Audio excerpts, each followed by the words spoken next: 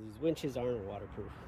We're gonna get water coming in through here. It's gonna come in through here. It's gonna come all everywhere. And even if there was a seal, this bushing is split. So what I've done is I've printed this adapter that will hopefully fit in here, and it'll fill in everything.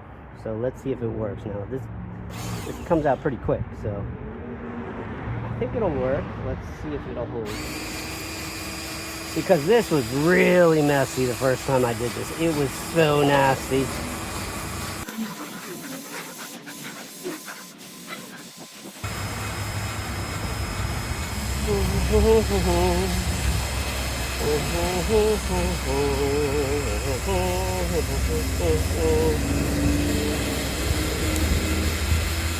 Oh, we might be out. Okay. Well, there you have it. One full tube of green grease. Oh, burp.